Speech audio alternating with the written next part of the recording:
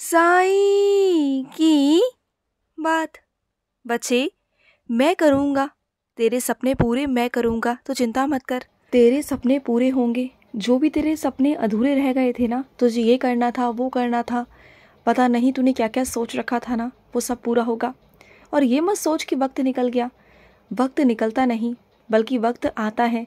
और जब वक्त आता है ना, सही समय आता है ना, तभी सारे काम होते हैं। तुम्हारे हिसाब से जब वो सपने पूरे नहीं हो पाए थे ना, तो वो तुम्हारा सही वक्त था, तुम्हें ऐसा लगता है।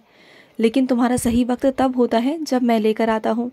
और वो सही समय तुम्हारी ज़िंदगी में आ चुका है मेरे बच्चे। अब मैं तुम्हारे सारे अधूरे सपने पूरे करूँगा। ये सारी मेरी जिम्मेदारी है, सब कुछ मैं करूँगा, तो बिल्कुल चिंता मत कर।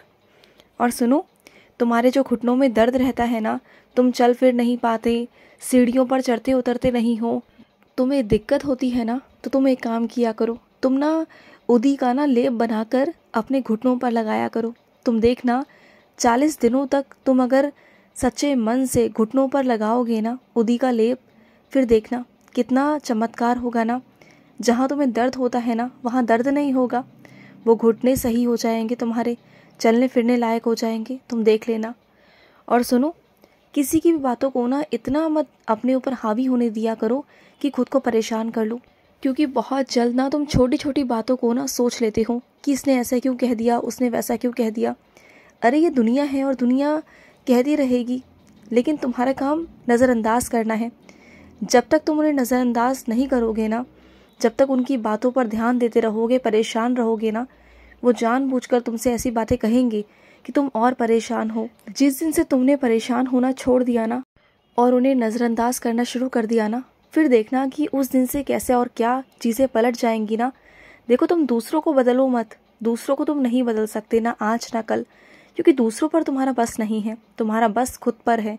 तुम खुद को बदल सकते हो। और जब तुम खुद को बदल लोगे ना, तो दूसरों को बदलने की ज़रूरत है ही नहीं ना। तो सबसे आसान तरीका है कि खुद को बदलो।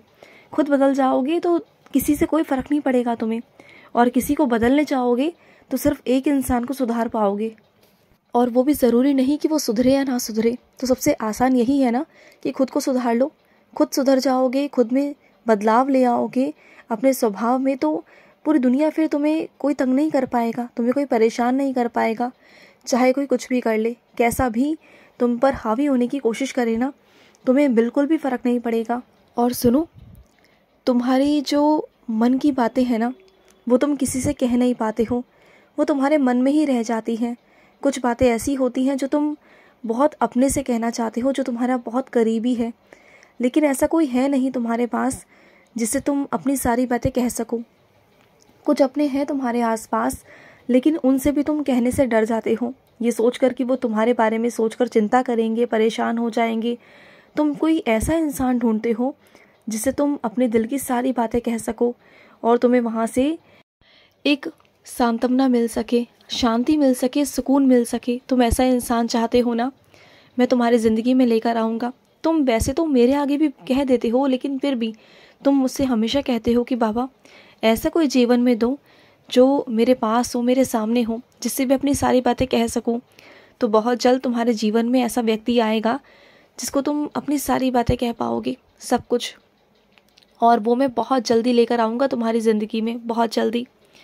आज ना तुम एक काम करना, आज गुरुद्वारे ज़रूर जाना, और वहाँ जाकर अगर तुम्हें कोई भी सेवा तुम्हारे हाथ में लग रही हो ना, कोई भी सेवा, कैसी भी सेवा, तो उस सेवा को निस्वार्थ भाव से निभाना। तुम देखना उस सेवा के बदले मैं तुम्हें कितनी कृपा दूंगा ना, इतनी कृपा बरसेगी ना तुम पर कि तुम सोच भी नहीं सकते।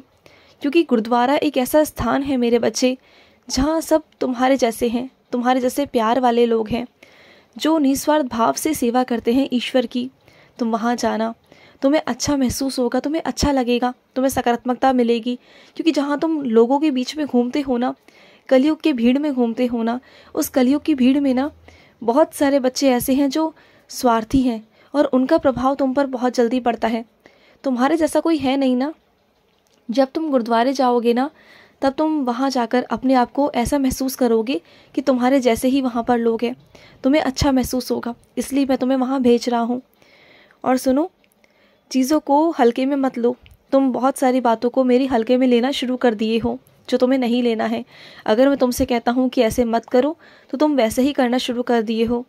तो वो चीज़ें मत करो जो मैं तुमसे मना करता हूँ, नहीं तो फिर आगे चलकर तुम्हें परेशानी हो जाएगी और फिर तुम मेरे ही आगे आके रोओगे कि बाबा संभाल लो, बाबा ठीक कर दो। फिर मैं क्या करूँगा? हाँ।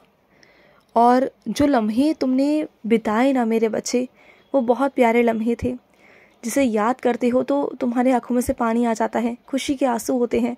याद आती है ना तुम्हें? बहुत जल्द वही लम्हे दोबारा से मैं तुम्हारी ज़िंदगी में लेके आऊँगा और हो सकता है कि अगली बार जब वो तुम्हारी ज़िंदगी में वो आए ना, तो हमेशा हमेशा के लिए आ जाए। वो खुशियाँ, वो प्यार हमेशा हमेशा के लिए आएंगे तुम्हारी ज़िंदगी में। चिंता मत करो। इस बार ना मैं तुम्हें सिर्फ कुछ दिनों की खुशी नहीं, ज़िंदगी भर की खुशी देना चाहता हूँ। मैं चाहता हूँ कि तुम 2 पल नहीं, ज़िंदगी भर खुश रहो। मैं ये चाहता हूँ। मैं तुम्हारे जीवन में बहुत सारी खुशियाँ देना चाहता हूँ, बहुत सारा प्यार देना चाहता हूँ।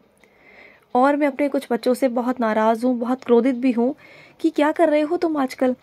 जिन कामों को तुम पहले सबसे पहले शुरुआती काम में करते थे, शुरुआती समय में करते थे, जो काम तुम्हारे लिए सबसे पहले विशेष होते थे, महत्वपूर्ण होते थे, जिन्हें तुम सबसे पहले ख़त्म करना चाहते थे, और आज उन्हीं कामों को तुम आखिरी में कर रहे हो। तुम जानते हो इसका प्रभाव क्या पड़ सकता है तुम्हारे काम पर, तुम्हारी ज़िंदगी पर, तुम्हारी दिनचर्या पर। तुम्हें समझ में नहीं आ रहा, अभी तुम्हें समझ में नहीं आ रहा, लेकिन जब तुम्हारी जेब खाली हो जाएगी ना, जब जेब में पैसे नहीं होंगे, तब उस खाली जेब को देखकर तुम्हें याद आएगा कि तुमने कहाँ कमी छोड़ी थी, तुम्हारी मेहनत में कहाँ कमी थी। तुम्हें समझ में नहीं आ रहा, तुम अभी उन चीज़ों में लगे हुए हो जो चीज़ें आगे चलकर काम नहीं आएंगी, लेकिन तुम समझ नहीं पा रहे हो, तुम भटक रहे हो रास्ते से। तो सही रास्ते पर आओ, नहीं तो मैं तुम्हें फिर अपने तरीके से वहाँ से हटाने की कोशिश करूँगा। फिर तुम मुझसे नाराज़ हो जाओगी, गुस्सा हो जाओगी। लेकिन क्या करूँ, मैं तुम्हें गलत रास्ते की तरफ नहीं ढकेल सकता, नहीं जाने दे सकता, क्योंकि तुम पर बहुत सारी जिम्मेदारियाँ हैं और तुम्हें उन जिम्मेदारियों को पूरा भी करना है। क्योंकि सबकी नज़रें, सबकी उम्मीदें तुमसे हैं, तुम पर वो विश्वास रखते हैं। और सुनो, कुछ चीज़ें ना हालात के हिसाब से बदलती हैं, समय के हिसाब से बदलती हैं। तुम ये सोचो कि अभी सब कुछ बदल जाए, एकदम से सब कुछ ठीक हो जाए, हालात बदल जाए, तो ऐसा नहीं हो सकता ना मेरे बच्चे। मेरे हाथ भी बंधे हुए हैं। जब सही समय आएगा तो मैं सब कुछ अपने आप कर दूंगा। तुम्हें बल्कि कहने की ज़रूरत नहीं पड़ेगी, मुझसे कुछ भी कहना नहीं पड़ेगा। मैं सब कुछ ठीक कर दूंगा, बस सही समय आने का इंतज़ार करो। तुम जितना हो सके ना, बस तुम मेरी साईं सा चरित्र पढ़ो, जितना पढ़ सकते हो तुम, जितना हो सकते हो तुम साईं बावनी पढ़ो, साईं सा चरित्र पढ़ो, साईं चालीसा पढ़ो, मेरी आरती करो, मेरा नाम जाप करो, मेरा स्मरण करो, मेरी माला का जाप करो, साईं गायत्री मंत्र करो, जितना कर सकते हो करो। फिर देखो तुम्हें उस दुख में ना दर्द नहीं होगा। वो चीज़ें ऐसे निकल जाएंगी ना जैसे कुछ है ही नहीं।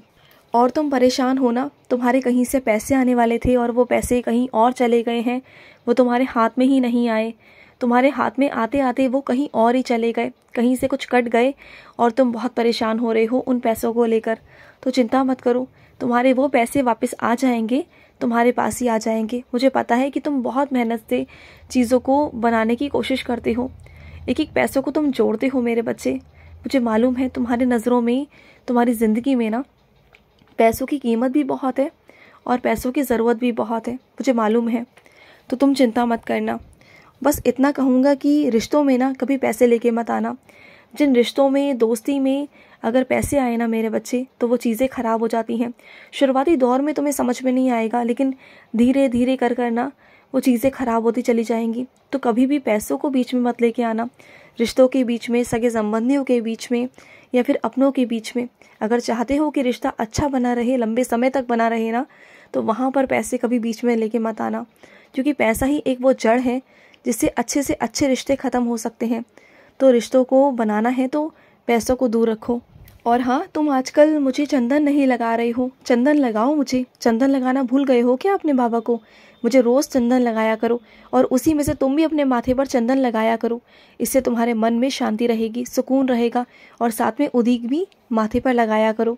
खुश रहो। आज का मध्याह्न साई संदेश समाप्त हुआ।